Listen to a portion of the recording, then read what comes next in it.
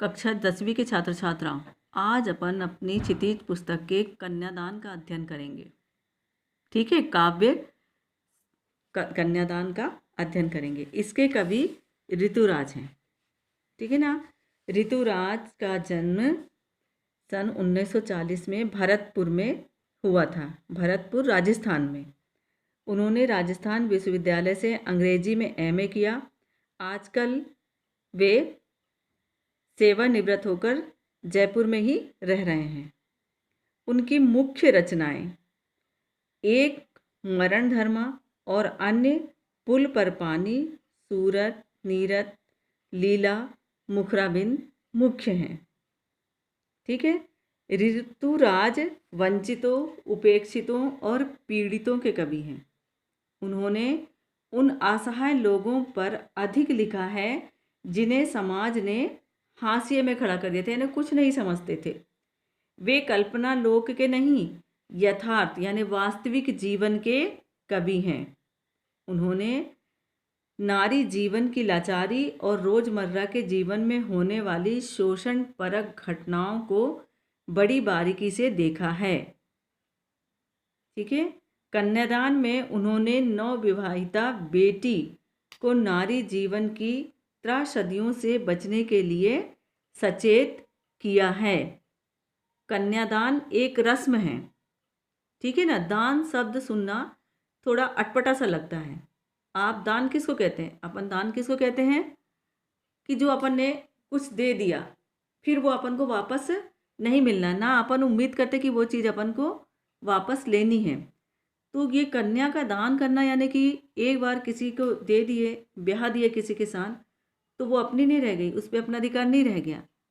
ये बातें कुछ अटपटी सी लगती है ना। इसको सुनना थोड़ा सा ठीक नहीं लगता है।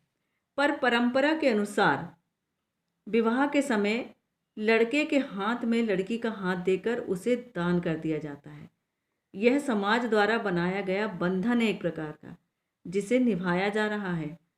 कन्यादान करते समय अपनी बेटी के लिए चिंतित माँ बेटी को समझाती है, क्योंकि माँ समाज की परिस्थितियों से क्या हो जाती हैं? परिचित हो जाती हैं। इसलिए वह अपनी बेटी की क्या करती हैं? चिंता करती हैं। तुमने देखे होगे ना, जब बेटी की लड़कियों की शादी होती है तो उन्हें समझाया जाता है। बहुत सारी बातें समझाते सब लोग अपने अपने तरीके से, है ना। क्योंकि उनको मालूम रहता है कि ये ससुराल जाएगी, कैसे रहेगी, क्या करेगी, किस तरीके से करेगी। तो माँ इन सब बातों से परिचित रहती है, तो वह अपनी बेटी को समझाना चाहती है। यही इस पाठ में बताया गया है। तो अपन पढ़ते हैं कि क्या इसमें है। कितना प्रामाणिक था उसका दुख, लड़की को दान में देते वक्त, जैसे वही उसकी अंतिम पूंजी हो। कवि कहते हैं कि माँ अपनी पुत्री के लिए चिंतित है और कन्या दान करते समय लड़की की माँ का दुख बहुत ही प्रामाणिक यानी वास्तविक रहता है, बहुत सच्चा रहता है। वह सचमुच दुखी थी, क्योंकि अपनी कन्या का दान कर रही थी और वो लड़की उनकी क्या थी? पूंजी थी। उसी से वह लड़की से ही माँ अपने सुख और दुख क्या होते हैं? बांटती हैं माँ लोग। और वही लड़की उनकी क्या हो रही है? आज विदा हो रही है। तो माँ का जो दुख था वह क्या था? बहुत ही वास्तविक था। लड़की अभी सयानी नहीं थी, अभी इतनी भोली सरल थी कि उसे दुख सुख का आभास तो होता था, लेकिन दुख बाँचना नहीं आता था। इसमें बताया गया है कि माँ कहती है कि उनकी बेटी अभी क्या है? भोली भाली और सरल सी है। उसे दुनिया के स्वार्थी व्यवहार की समझ नहीं है। उसे ससुराल पक्ष की कठोर सच्चाइयों का और पुरुष प्रधान समाज के बंधनों का ज्ञान नहीं था। उसे विवाह के सुख का कुछ कुछ एहसास तो था, किंतु वैवाहिक जीवन के झंझटों और दुखों का ज्ञान नहीं था। ठीक है, आभास था, लेकिन दुख बाँचना उसे नहीं आता था। सुख में छुपे दुखों की समझ उसे बिल्कुल भी नहीं थी। उसको यही लगता था कि शादी हो जाने के बाद जाएंगे, बढ़िया से रहेंगे, है ना, सजेंगे धजेंगे। यही बात लड़कियां कोई कल्पना में रहती है खूब बढ़िया से। लेकिन ससुराल में जाते ही उनके ऊपर जिम्मेदारियां आने लगती हैं धीरे धीरे करके। तो कभी कभी क्या होता है, स्थिति बिगड़ भी जाती है, नहीं संभाल पाते, या फिर ऐसा हो जाता है कि विरोध ज़्यादा होने लगते हैं। उन सब बातों की चिंता करते हुए माँ थोड़ी सी परेशान थी। वो कहती थी कि मेरी बेटी अभी भोली भाली है, उसे समाज का उतना ज्ञान नहीं है।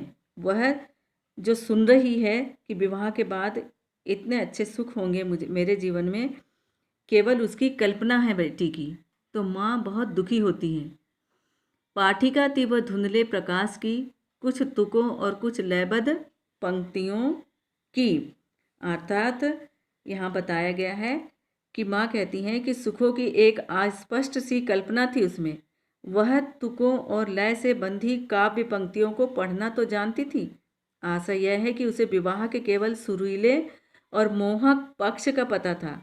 वह काल्पनिक सुखों में जीती थी। जैसे मैंने अभी अपन ने बताया मैंने आपको कि वो केवल एक कल्पना कर रही है कि शादी हो जाएगी, बढ़िया से जाएंगे, अच्छे से रहेंगे, है ना। लेकिन उसके ऊपर क्या क्या जिम्मेदारियां आ जाएंगी और उसे किस तरीके से निभाना है, इस बात का ज्ञान उन्हें नहीं होता है। ऐसा लगता है कि जैसे हम यहाँ रहते हैं वैसे ही हम अपने ससुराल में रहेंगे, ऐसा सोच के रहती हैं लड़कियाँ अक्सर, है ना। आगे माँ ने कहा, पानी में झांककर अपने चेहरे पर मत रीझना। आग रोटियां सेकने के लिए हैं, जलने के लिए नहीं। यानी कि जैसे शादी होके लड़कियां जाती हैं तो ऑटोमेटिक उनमें एक निखार दिखाई देने लगता है ना। लोग उनकी प्रशंसा भी करते हैं। तो माँ कहती हैं, कन्या की माँ, कि कन्यादान करते समय अपनी बेटी को सीख देती हैं कि बेटी तू ससुराल में जाकर अपने सौंदर्य पर मुग्ध होकर नहीं रहना, है ना। दर्पण में अपना चेहरा देखकर उस पर प्रसन्न ना रहना, ठीक है ना। गूढ़ आशा यह है कि ससुराल में लोग तेरी सुंदरता की प्रशंसा करेंगे। तुम उनकी आंखों में सुंदरता देखकर अपने पर मोहित ना होना, वरना यही मुग्धता तेरे बंधन का कारण बन जाएंगी। तुम्हें बहुत तारीफ करेंगे तुम्हारी बेहद, और फिर जो चाहे मन वे जिम्मेदारियां थोपते जाएंगे। आग रोटियां सेकने के लिए है, जलने के लिए नहीं। यानी कि माँ एक प्रकार से बताना चाहती हैं कि दहेज प्रथा के कारण इसमें एक दहेज प्रथा की भी झलक दिखाई देती है कि जैसे कि दहेज के कारण से परेशान करने लगते हैं तो कभी कभी नहीं सहन कर पाती लड़कियां, और क्या होता है, कहीं जल के ख़त्म हो जाती हैं, कहीं कुछ भी कर लेती हैं। तो माँ कहती हैं कि रोटियां आग क्या होती हैं, रोटियां सेकने के लिए होती, जलने के लिए नहीं। सावधानी से तुम अपना निर्वाह करना, घर गृहस्थी के काम जरूर संभालना, किंतु किसी अत्याचार को सहन मत करना, है ना। और या सहन ना करते बने तो आग से जलकर कोई यानी परेशानी मत लेना। इस प्रकार से माँ अपनी बेटी को समझाती हैं। वस्त्र और आभूषण शाब्दिक भ्रमों की तरह बंधन है, ठीक है ना। इसमें माँ बोलती हैं कि कपड़े और गहने ये क्या है, एक लालच है। कभी कभी क्या होता है कि कुछ लोगों को खूब अच्छा पहनने की, खूब अच्छे गहनों की, ये सब की लालच रहती है। तो ये समझ में आ जाता लोगों को। तो कोई भी काम या कोई भी जिम्मेदारी या कोई भी ऐसा करवाना रहता है तो ये शब्दों यानी कि शब्दों के जाल में फंसा कर कि हाँ तुम्हारे लिए गहने खरीद देंगे, तुम्हारे लिए साड़ियाँ खरीद देंगे, तुम्हारे लिए, इस प्रकार से लोग लालच देकर ससुराल पक्ष वाले क्या करते हैं, बहुत अधिक काम करवा लेते हैं, ठीक है ना। तो इनके लालच में बिल्कुल मत आना। यदि तुम इनकी लालच में आओगी तो तुम क्या हो जाओगी, अपनी बेड़ियों को अच्छी तरह से जकड़ जाओगी उनकी बेड़ियों में, ऐसा माँ का कहना है। माँ ने कहा, लड़की होना पर लड़की जैसे दिखाई मत देना। माँ ने कहा कि तुम लड़की होना, भोली भाली रहना, निश्चल रहना, सबका अच्छे से स्वागत करना, सबका अच्छे से सम्मान करना, है ना। परंतु लोक व्यवहार में सावधानी रखना। अब लड़की होने पर लड़की जैसे नहीं दिखाई देने का मतलब ये नहीं कि तुम लड़ना झगड़ना सीख जाओ या कुछ ऐसे काम करने लगो जो अच्छे ना लगें। लड़की होना पर लड़की जैसे दिखाई मत देना का मतलब है कि तुम हर प्रकार के मान सम्मान सबका करना, लेकिन यदि तुम्हारे साथ कुछ ज़्यादा ही परेशानी कर रहे हैं या तुम्हारा शोषण कर रहे हैं तो उसको सहन मत करना। इस प्रकार से माँ अपनी बेटी को कन्यादान करते समय बहुत अच्छे से समझाती हैं, क्योंकि माँ समाज की वास्तविक स्थिति से बहुत अच्छे से परिचित हो गई हैं। ये पाठ यहीं समाप्त होता है।